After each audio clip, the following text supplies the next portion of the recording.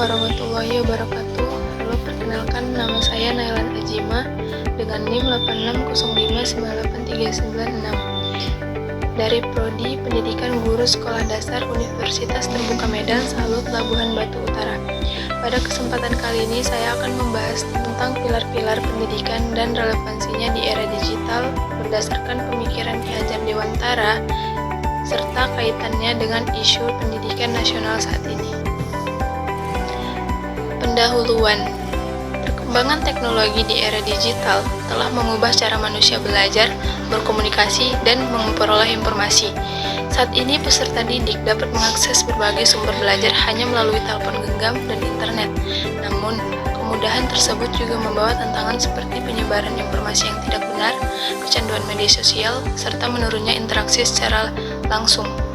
Oleh karena itu, pendidikan memerlukan fondasi yang kuat agar perkembangan teknologi dapat dimanfaatkan secara positif.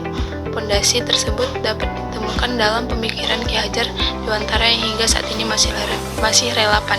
Makna pilar dalam pendidikan yaitu pilar dalam pendidikan dapat diartikan sebagai dasar atau penyangga utama yang menjaga arah dan tujuan pendidikan.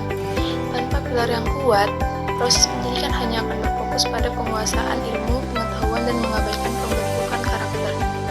Pilar pendidikan berfungsi sebagai pedoman bagi guru, peserta didik, keluarga, dan masyarakat dalam menciptakan lingkungan belajar yang mendukung perkembangan peserta didik secara menyeluruh, baik dari aspek pengetahuan, keterampilan, maupun moral. Yang kedua yaitu prinsip dasar pendidikan menurut Ki Hajar Dewantara.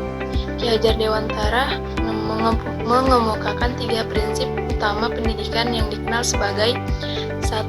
Ing ngarso sung tolodo, yang artinya di depan memberi teladan. Prinsip ini menegaskan bahwa guru harus menjadi contoh yang baik bagi peserta didik di era digital. Keteladanan tidak hanya ditunjukkan melalui perilaku di sekolah, tetapi juga dalam penggunaan teknologi. Contohnya, guru menunjukkan cara menggunakan media sosial secara baik, menghargai karya orang lain dengan mencantumkan sumber, dan tidak menyebarkan informasi yang belum terbukti kebenarannya. Yang kedua yaitu ing madya mangun karso, yang artinya di tengah membangun semangat. Guru tidak hanya mengajar, tetapi juga mendampingi dan memotivasi peserta didik dalam proses belajar. Dalam pembelajaran digital, guru perlu menciptakan suasana belajar yang interaktif melalui diskusi, proyek kolaboratif, dan pemanfaatan teknologi pembelajaran.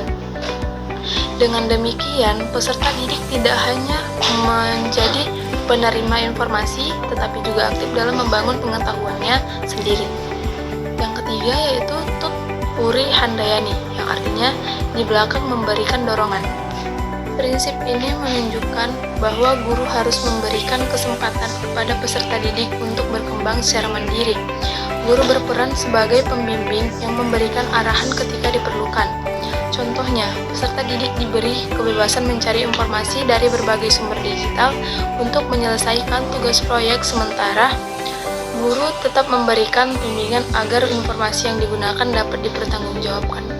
Ketiga yaitu relevansi di era digital. Prinsip Ki Hajar Dewantara sangat relevan dengan kondisi pendidikan saat ini.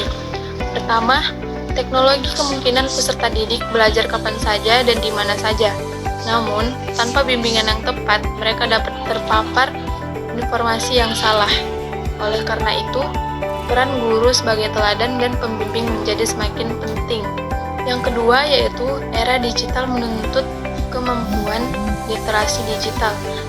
Peserta didik tidak cukup hanya mampu menggunakan teknologi, tapi juga harus mampu berpikir kritis, menyaring informasi, dan menggunakan teknologi secara bertanggung jawab. Yang ketiga, pendidikan karakter tetap menjadi kebutuhan utama meskipun teknologi berkembang pesat. Nilai-nilai seperti kejujuran, disiplin, tanggung jawab, dan kerjasama harus tetap ditanamkan dalam proses pembelajaran. Yang keempat yaitu refleksi. Menurut saya, pemikiran Ki Hajar Dewantara merupakan solusi yang tetap relevan dalam menghadapi berbagai persoalan pendidikan nasional saat ini. Ketika teknologi berkembang sangat cepat, pendidikan tidak hanya berorientasi pada kecerdasan akademik. Pendidikan hanya mampu membentuk manusia yang berkarakter, kreatif, mandiri, dan bertanggung jawab. Melalui prinsip ing ngarso sung tolodo, ing madya mangun karso, dan tukuri handayani, guru dapat menjadi teladan motivator sekaligus pembimbing bagi peserta didik dalam memanfaatkan teknologi secara positif. Dengan demikian, pendidikan Indonesia dapat menghasilkan generasi yang tidak hanya cerdas secara digital, tetapi juga memiliki nilai moral dan karakter yang kuat.